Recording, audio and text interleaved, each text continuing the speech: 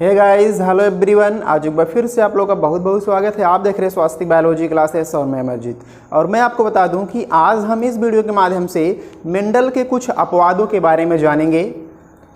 तो मैं आपको बता दूं कि अभी तक हमने जो है मेंडल के नियमों के बारे में पढ़ा है, जिसमें मैंने आपको बताया है मेंडल की 3 नियमों के बारे में, यानी प्रभाविता का नियम, स्वतंत्र विवहन का नियम और पृथक्करण का नियम।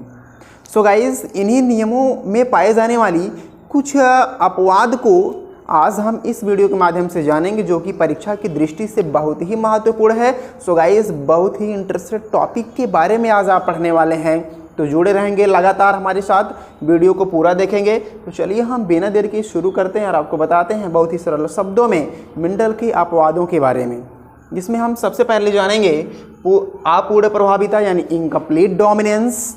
दूसरा आप जानेंगे सहप्रभाविता कोडोमिनेंस एंड तीसरा आप जानेंगे बहुप्रभाविता यानी मल्टीपल एलिलिज्म।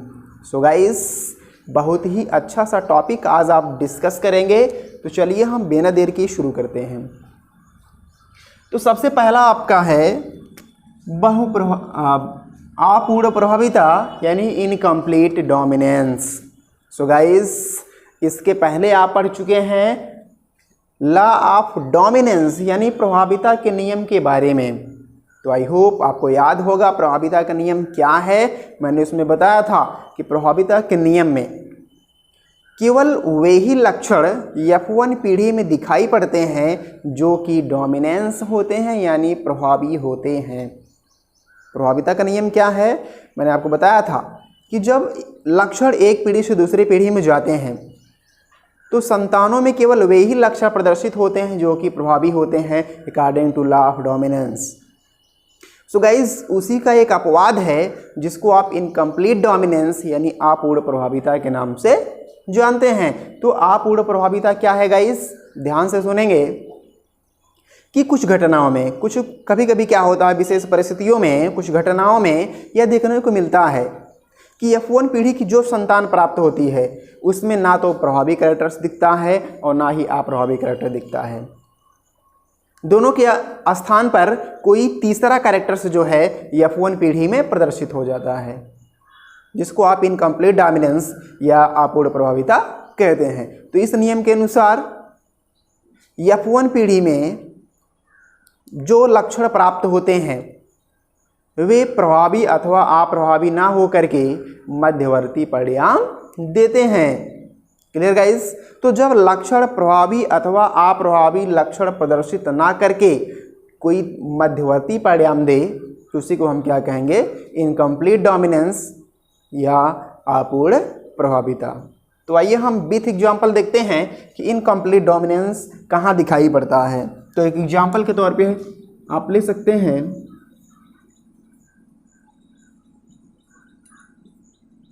गुलाबांस, जिसको मिराबिलस जलापा के नाम से जानते हैं, उसका एक पौधा। Clear guys? तो मिराबिलस जलापा के हम 2 पौधे लेंगे। एक ऐसा पौधा जिसका पुष्प लाल रंग का हो, दूसरा ऐसा पौधा जिसका पुष्प सफ़ेद रंग का हो। तो हमने एक ले लिया जो है लाल पुष्प,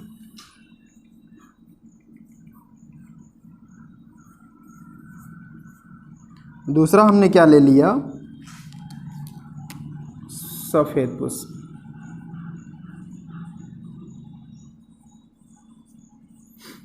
तो इनकम्प्लीट डोमिनेंस को देखने के लिए हम क्या करेंगे, मिराबिलस जलापा के 2 पौधे लेंगे, एक लाल रंग के पुष्प वाला पौधा और दूसरा सफ़ेद रंग के पुष्प वाला पौधा। अब इनके मध्य संकरण करवाएंगे। लाल पुष्प यानी कैपिटल RR, सफ़ेद पुष्प यानी स्मॉल RR। अब इसमें आप गैमेटोजेनेसिस करवाएंगे, गैमेट्स बनाएंगे।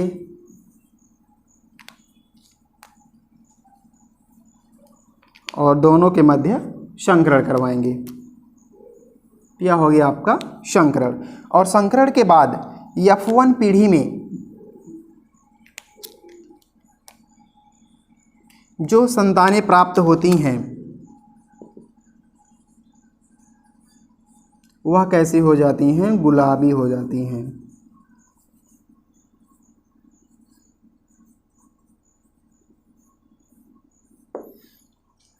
सो गाइस अपूर्ण प्रभाविता में क्या होता, मैंने आपको बताया कि F1 पीढ़ी में जो लक्षण स्थानांतरित होते हैं उसमें कोई भी लक्षण प्रभावी अथवा अप्रभावी नहीं होता है, अर्थात अपना लक्षण प्रदर्शित नहीं कर पाता है, और लक्षण प्रदर्शित ना करने की वजह से कोई तीसरा परिणाम निकलता है जिसको मध्यवर्ती परिणाम कहते हैं, तो उसको आप कहेंगे इनकम्प्लीट डोमिनेंस। कैसे, विथ एग्जाम्पल यहाँ आपको दिखाया गया है कि हमने लिया गुलाबांस के दो पौधे, एक सफ़ेद रंग के पुष्प वाला और एक लाल रंग के पुष्प वाला। तो यह मैंने ले लिया लाल रंग के पुष्प का पौधा, यह मैंने ले लिया सफ़ेद रंग के पुष्प का पौधा। दोनों के मध्य मैंने क्या किया, संकरण करवाया। संकरण करवाने के पश्चात F1 पीढ़ी में जो संतान प्राप्त होती है वह गुलाबी रंग के पुष्प वाली होती है। तो यहाँ पे जो संतान प्राप्त हुई या गुलाबी पुष्प वाले पौधे हो गए। अब गुलाबी आ गया तो तीसरा परिणाम आ गया, ना तो लाल ही है और ना ही सफ़ेद है, तो ना ही प्रभावी कैरेक्टर्स यहाँ पे दिख रहा है और ना ही अप्रभावी कैरेक्टर दिख रहा है, बल्कि कोई तीसरा परिणाम दिख रहा है जिसको आप गुलाबी रंग देख रहे हैं। तो जहाँ भी ऐसी सिचुएशन बनती है कि प्रभावी अथवा अप्रभावी लक्षण ना प्रदर्शित हो करके किसी तीसरे लक्षण को प्रदर्शित करते हैं तो उसी को हम क्या कहते हैं, इनकम्प्लीट डोमिनेंस, अपूर्ण प्रभाविता। क्लियर गाइस, आई होप आप बिल्कुल समझ गए होंगे। एक बार फिर से हम देख लेते हैं अपूर्ण प्रभाविता क्या है। कुछ घटनाओं में यह देखा गया है कि F1 पीढ़ी की संतानों में जो लक्षण प्राप्त होते हैं उनमें प्रभावी अथवा अप्रभावी लक्षण ना हो करके मिश्रित संतानें प्राप्त होती हैं, अर्थात F1 पीढ़ी में कोई भी लक्षण प्रभावी अथवा अप्रभावी ना हो करके मध्यवर्ती परिणाम देता है। तो जब F1 पीढ़ी की संतानों में प्रभावी अथवा अप्रभावी लक्षण प्रदर्शित ना हो करके कोई मध्यवर्ती परिणाम देते हैं तो उसी को अपूर्ण प्रभाविता, इनकम्प्लीट डोमिनेंस कहा जाता है। उदाहरण कहा जाए तो उदाहरण के तौर पे आप गुलाबांस का पौधा लेंगे जिसमें एक लाल रंग के पुष्प और एक सफ़ेद रंग के पुष्प के पौधों के मध्य संकरण करवाएंगे तो F1 पीढ़ी में देखेंगे कि गुलाबी रंग के पुष्प वाली संतानें उत्पन्न होती हैं। अब जब गुलाबी आ गया तो ना तो आप लाल रंग के कैरेक्टर्स को दिखा रहा है और ना सफ़ेद रंग के कैरेक्टर्स को दिखा रहा है, दोनों कैरेक्टर्स को छोड़ करके एक तीसरा कैरेक्टर दिख रहा है जिसको आप गुलाबी रंग के पुष्प के रूप में देख रहे हैं। तो जहाँ भी ऐसी सिचुएशन बनती है वहाँ पे इनकम्प्लीट डोमिनेंस देखने को मिलता है। क्लियर गाइस, तो यह आपका हो गया इनकम्प्लीट डोमिनेंस F1 पीढ़ी तक। लेकिन अगर इसको हम ले जा करके F2 पीढ़ी में संकरण करवाते हैं तो F2 पीढ़ी में क्या होता है, इसका जो रेशियो आता है वह 1:2:1 के रेशियो में आता है। यानी फिर से जो है यह अपना कैरेक्टर्स दिखा पाता है, लेकिन कहाँ, F2 पीढ़ी में। तो जब F1 पीढ़ी की संतानों को स्वनिषेचन के द्वारा F2 पीढ़ी में परिवर्तित किया जाता है तो उस कंडीशन में आप देखेंगे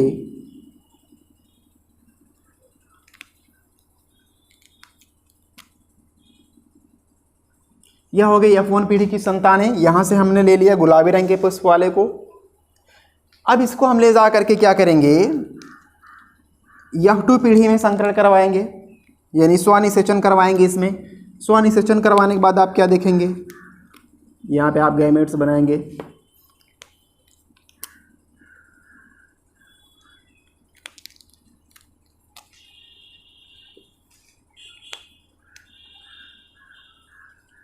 अब इसको हम कहाँ ले जाएंगे, स्वनिषेचन करवाएंगे, इसमें सेल्फ पॉलिनेशन करवाएंगे। सेल्फ पॉलिनेशन करवाने के बाद आप क्या देखेंगे, पहले इसको लेंगे, इससे करवाएंगे तो क्या बन जाएगा, स्मॉल आर।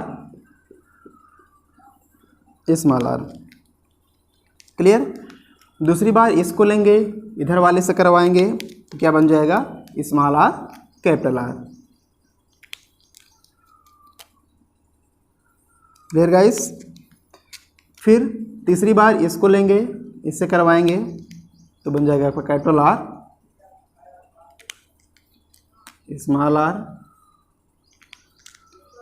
अगली बार इसी को लेंगे, इधर वाले से करवाएंगे तो आपका बन जाएगा स्मॉल आर।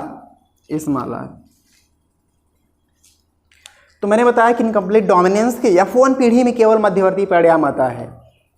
लेकिन जब इस F1 पीढ़ी की संतानों को आप स्वनिषेचन के द्वारा F2 पीढ़ी में ले जाएंगे तो रेशियो बदल करके क्या हो जाएगा, 1:2:1 की रेशियो में संतानें उत्पन्न होंगी।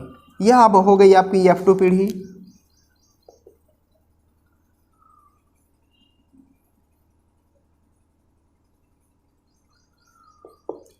F2 पीढ़ी में आप क्या देख रहे हैं कि एक पुष्प जो है, एक पौधे का पुष्प लाल है पहले वाले के जैसा, जनक जैसा। एक का आप देख रहे हैं बिल्कुल सफ़ेद है, दो को आप देख रहे हैं गुलाबी है। तो रेशियो आप कैलकुलेट करेंगे तो 1:2:1 आ जाए। तो यहाँ आपका इनकम्प्लीट डोमिनेंस समाप्त हुआ। इनकम्प्लीट डोमिनेंस में हमने क्या देखा कि F1 पीढ़ी की संतानों में मध्यवर्ती परिणाम आता है, लेकिन F2 पीढ़ी की संतानों में जो है 1:2:1 के रेशियो में संतानें उत्पन्न होती हैं। तो सरल शब्दों में अगर आपको आपूर्ण प्रभाविता जानना है, इनकम्प्लीट डोमिनेंस जानना है, तो आप बताएंगे कि जब F1 पीढ़ी की संतानों में प्रभावी अथवा अप्रभावी लक्षण प्रदर्शित ना होकर के मध्यवर्ती परिणाम देता है तो उसी को हम अपूर्ण प्रभाविता, इनकम्प्लीट डोमिनेंस कहते हैं। उदाहरण के तौर पर आप गुलाबास के एग्जाम्पल को प्रदर्शित कर सकते हैं, जहाँ पे लाल रंग और सफ़ेद रंग के पुष्पों के मध्य संकरण करवाएंगे तो गुलाबी रंग की संतानें F1 पीढ़ी में उत्पन्न होंगी। क्लियर? तो यह हो गया आपका इनकम्प्लीट डोमिनेंस।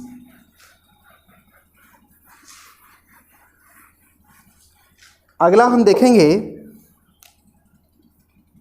सहप्रभाविता यानी कोडोमिनेंस। सह का मतलब है साथ साथ, प्रभाविता का मतलब है प्रभावी होना, दिखना। कहाँ? F1 पीढ़ी में।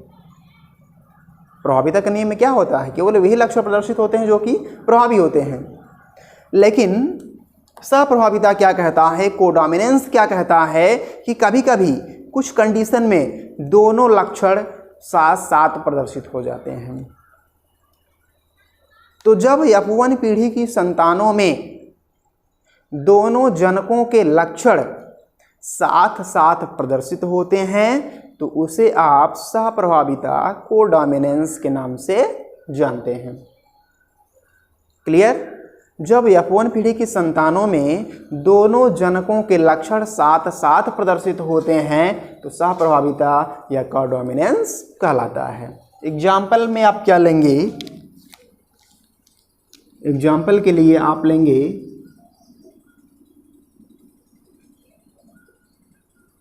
लाल पशु तथा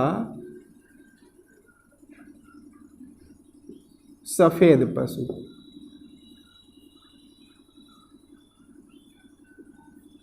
लाल पशु लेंगे और क्या लेंगे? सफेद पशु लेंगे। दोनों के मध्य जब आप संकरण करवाएंगे तो F1 पीढ़ी में जो है चितकबरी संतान उत्पन्न होगी, यानी उसके पास लाल रंग भी होगा और उसके पास सफ़ेद रंग भी होगा, यानी लाल रंग भी प्रदर्शित होगा F1 पीढ़ी में, लाल रंग भी दिखेगा और सफ़ेद रंग भी दिखेगा। तो जब F1 पीढ़ी की संतानों में दोनों लक्षण साथ साथ प्रदर्शित हों तो उसी को आप क्या कहते हैं? सहप्रभाविता, कोडोमिनेंस। उसके लिए आप क्या करेंगे? लाल रंग के पशु और सफ़ेद रंग के पशु के मध्य संकरण करवाएंगे तो F1 पीढ़ी में चितकबरी संतानें उत्पन्न होंगी। कभी कभी आपने देखा होगा गाय के बच्चे को, भेड़ बकरियों के बच्चे को, ये जो होते हैं जो है चितकबरी हो जाते हैं। कभी कभी ज़्यादा से ज़्यादा कंडीशन में जो है एक कलर के होते हैं, या तो जनक के कैरेक्टर्स को दिखाएंगे या तो मदर के कैरेक्टर को दिखाएंगे या तो फादर के कैरेक्टर्स को दिखाएंगे। लेकिन किसी कंडीशन में क्या होता है, मदर और फादर दोनों के कैरेक्टर्स जो हैं एक ही पीढ़ी में दिखने लगते हैं। यानी अगर पशु लाल है दूसरा सफ़ेद है तो जो संतानें होती है लाल सफ़ेद दोनों कलर को F1 पीढ़ी में प्रदर्शित करती है। तो लाल रंग और सफ़ेद रंग दोनों जब एक ही पीढ़ी में प्रदर्शित हो गया तो वो क्या हो गया? सहप्रभाविता हो गया। आइए हम विधिक एग्जाम्पल देखते हैं कैसे होता है। तो यह हो गया आपका लाल पशु और यह हो गया आपका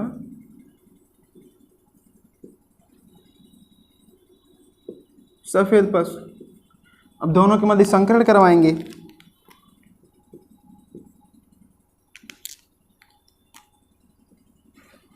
क्लियर? गैमेटोजेनेसिस करवाएंगे।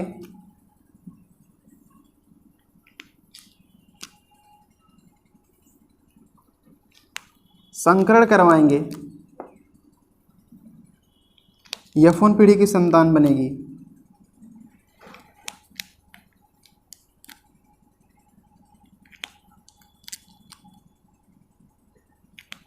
यह हो गया आपका संतान कैसी है,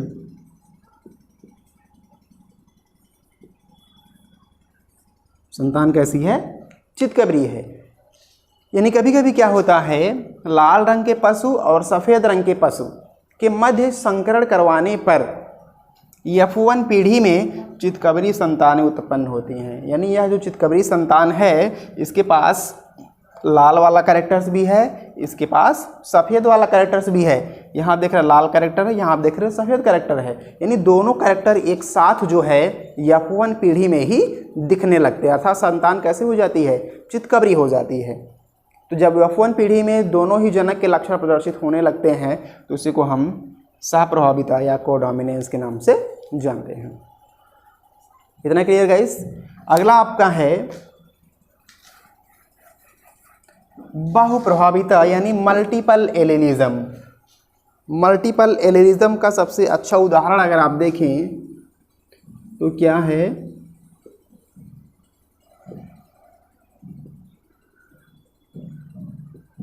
रुधिर वर्गों की वंशागति। मल्टीपल एलेलिज्म क्या है? मल्टीपल का मतलब बहुत सारे ऑप्शन, एक ही जीन के पास कई सारे ऑप्शन। मल्टीपल एलेलिज्म में क्या होता है, जब किसी लक्षण को प्रदर्शित करने वाले दो तीन या उससे अधिक जीन किसी समजात गुणसूत्र के समान स्थान पर स्थित हों तो उसको हम मल्टीपल एलेलिज्म बहुप्रभाविता या इसको हम बहुगुण विकल्पिता के नाम से भी जानते हैं। बहुगुण विकल्पिता इसको हम क्यों कहते हैं? क्योंकि यहाँ क्या होता है, एलील के पास एक से अधिक गुणों को प्रदर्शित करने की क्षमता पाई जाती है। जैसे आप देखेंगे रुधिर वर्गों की वंशागति। मान लीजिए कोई पेरेंट्स क्या है, रुधिर वर्ग ए क्या व्यक्ति है और उसकी पत्नी क्या है, रुधिर वर्ग बी की है। यानी यह रुधिर वर्ग ए है, यह रुधिर वर्ग बी है, ब्लड ग्रुप ए और ब्लड ग्रुप बी। अगर दोनों मैरिज कर लेते हैं, दोनों शादी कर लेते हैं तो क्या होगा, यानी जब रुधिर ए वाला व्यक्ति रुधिर बी वाली महिला से शादी करता है, विवाह करता है, तो इसकी जो संतानें होंगी, संतानें जो है रुधिर वर्ग ए की हो सकती हैं, रुधिर वर्ग बी की हो सकती हैं या रुधिर वर्ग ए बी की हो सकती हैं। तो यहाँ पे क्या हो रहा है, एक से अधिक ऑप्शन इसके पास हैं, जिसके लिए इसको हम बहुगुण विकल्पिता या बहुप्रभाविता के नाम से जानते हैं, मल्टीपल एलेलिज्म के नाम से जानते हैं। यहाँ रुधिर वर्ग ए का व्यक्ति है, यहाँ रुधिर वर्ग बी की व्यक्ति है। दोनों के मध्य संकरण करवाने पर क्या होता है, जो संतानें उत्पन्न होती हैं वह रुधिर वर्ग ए, रुधिर वर्ग बी या रुधिर वर्ग ए बी की हो सकती हैं। तो यहाँ क्या हो रहा है, एक से अधिक लक्षणों की वंशागति हो रही है, एक से अधिक लक्षण जो है F1 पीढ़ी में दिखाई पड़ रहे हैं। तो इसलिए इसको हम मल्टीपल एलेलिज्म या बहुगुण विकल्पिता के नाम से जानते हैं। मल्टीपल एलेलिज्म का सबसे अच्छा उदाहरण होता है रुधिर वर्गों की वंशागति, क्योंकि रुधिर वर्गों की वंशागति में एक से अधिक ऑप्शन होते हैं। संतानें जो है ए बी ओ या ए बी की किसी भी रुधिर वर्ग की हो सकती हैं। तो उस कंडीशन में जो है मल्टीपल एलेलिज्म या बहुप्रभाविता बहुत अच्छे ढंग से समझा जा सकता है। सो गाइज आज की वीडियो में बस इतना, मिलते हैं नेक्स्ट वीडियो में नए टॉपिक के साथ। अब तक आप देखते रहिए लगातार स्वास्थ्य बायोलॉजी क्लासेस।